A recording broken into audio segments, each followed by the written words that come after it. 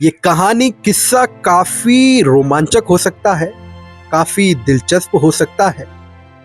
आइए बात करते हैं दिसंबर 1977 की एक ठंडी रात की। हुआ ये था कि एक दिन पहले दिल्ली के कॉन्स्टिट्यूशन क्लब में 21 साल की मायावती ने उस समय के स्वास्थ्य मंत्री राज नारायण पर जबरदस्त हमला बोला था। राज नारायण अपने भाषण में दलितों को बार बार हरिजन कहकर संबोधित कर रहे थे। अपनी बारी आने पर मायावती चिल्लाई, आप हमें हरिजन कहकर अपमानित कर रहे हैं। एक दिन बाद रात के 11 बजे किसी ने उनके घर की कुंडी खटखटाई। जब मायावती के पिता प्रभुदयाल दरवाजा खोलने आए तो उन्होंने देखा कि बाहर मुड़े तुड़े कपड़ों में, गले में मफलर डाले, लगभग गंजा हो चला एक अधेड़ शख्स खड़ा था। उन्होंने अपना परिचय देते हुए कहा कि वो काशीराम हैं और बामसेफ के अध्यक्ष हैं। उन्होंने कहा कि वो मायावती को पुणे में एक भाषण देने के लिए आमंत्रित करने आए हैं। उस समय मायावती दिल्ली के इंदरपुरी इलाके में रहा करती थी। उनके घर में बिजली नहीं होती थी, वो लालटेन की रोशनी में पढ़ रही थी। काशीराम की जीवनी Kashiram the leader of Dalits लिखने वाले बद्री नारायण बताते हैं कि काशीराम ने मायावती से पहला सवाल पूछा कि वो क्या करना चाहती हैं। मायावती ने कहा कि वो IAS बनना चाहती हैं ताकि अपने समुदाय के लोगों की सेवा कर सके। काशीराम ने कहा, तुम IAS बनकर क्या करोगी? मैं तुम्हें एक ऐसा नेता बना सकता हूं जिसके पीछे एक नहीं 10 कलेक्टरों की लाइन लगी रहेगी। तुम सही मायने में तब अपने लोगों की सेवा कर पाओगी। मायावती की समझ में तुरंत आ गया कि उनका भविष्य कहाँ है। हालांकि उनके पिता इसके सख्त खिलाफ थे। इसके बाद मायावती काशीराम के आंदोलन में शामिल हो गई। मायावती अपनी आत्मकथा बहुजन आंदोलन की राह में मेरी जीवन संघर्ष गाथा में लिखती है कि एक दिन उनके पिता उन पर चिल्लाए, तुम काशीराम से मिलना बंद कर दो और IAS की तैयारी फिर से शुरू कर दो, वरना तुरंत मेरा घर छोड़ दो। घर छोड़कर काशीराम के पास आई मायावती।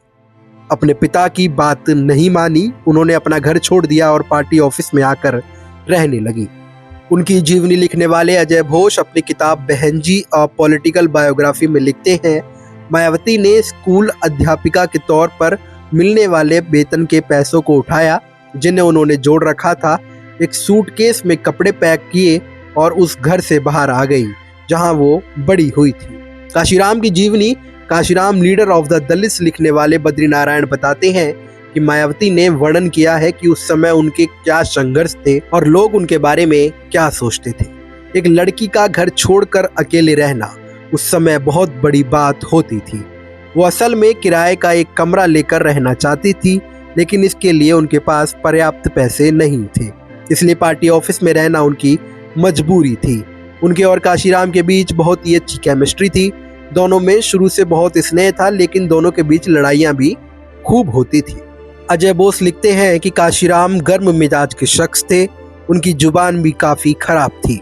नाराज होने पर वो हाथ भी इस्तेमाल कर दिया करते थे। मायावती भी किसी से दबने वाली नहीं थी, वो भी काशीराम के लिए अपनी ही चुनिंदा शब्दों का इस्तेमाल करती थी जितना काशीराम करते थे। मायावती काशीराम के प्रति पॉजिटिव थी। मायावती और काशीराम के उन दिनों के संबंधों का जिक्र नेहा दीक्षित ने भी कारवां पत्रिका में मायावती पर छपे अपने लेख में किया है। दीक्षिता लिखती हैं कि जब काशीराम अपने हिमायू रोड वाले घर में आए थे तो मायावती को वहां रहने के लिए कोई कमरा नहीं दिया गया। जब काशीराम भारतीय राजनीति के दिग्गजों से अपने ड्राइंग रूम में बैठ मंथन कर रहे होते थे तो मायावती घर के पिछवाड़े के आंगन में दरी पर बैठकर ग्रामीण इलाकों से आने वाले कार्यकर्ताओं के साथ बात कर रही होती थी। काशीराम अपने घर के फ्रिज को लॉक कर चाबी अपने पास रखते थे। उन्होंने मायावती और अपने दूसरे सहयोगियों को निर्देश दे रखे थे कि फ्रिज से उन लोगों को ही कोल्ड ड्रिंक सर्व किया जाए जिनसे वो अपने ड्राइंग रूम में मिलते हैं। काशीराम के अंतिम दिनों में जिस तरह मायावती ने उनकी सेवा की, उसकी मिसाल मिलना बहुत मुश्किल है। अजय बोस लिखते हैं, अपने अंतिम दिनों में काशीराम लकवा मार जाने के कारण करीब करीब अपाहिज हो चुके थे। वो पूरे 3 सालों तक मायावती के घर में रहे। जिस तरह से मायावती अपने हाथों से उनके कपड़े धोती और उन्हें खाना खिलाती, वो बताता था कि काशीराम के लिए उनके दिल में क्या जगह है।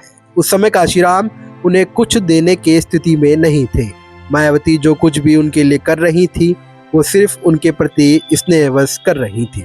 मायावती ने पहली बार 1985 में बिजनौर से लोकसभा के लिए उपचुनाव लड़ा था, लेकिन वहां वो जगजीवन राम की बेटी मीरा कुमार से हार गई थी। 1979 में वो बिजनौर से ही चुनाव जीतकर पहली बार लोकसभा में पहुंची थी। उस जमाने में मायावती बात बात पर लोकसभा के बेल में पहुंच जाती थी।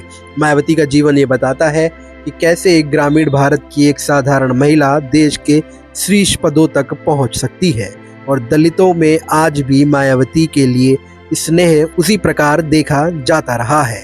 मायावती की राजनीति भले ही कितने भी गर्द में जा रही हो, लेकिन कार्यकर्ता आज भी उसी हृदय और उमंग के साथ मायावती के लिए उत्साह रखते हैं, और मायावती को भी इसी बात का घमंड भारतीय राजनीति में साफ देखा जाता है।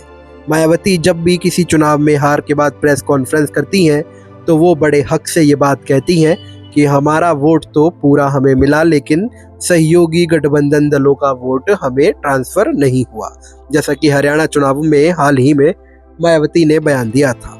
अब आप क्या मानते हैं कि आने वाले बहुजन राजनीति के दौर में मायावती की जगह कौन लेता जा रहा है?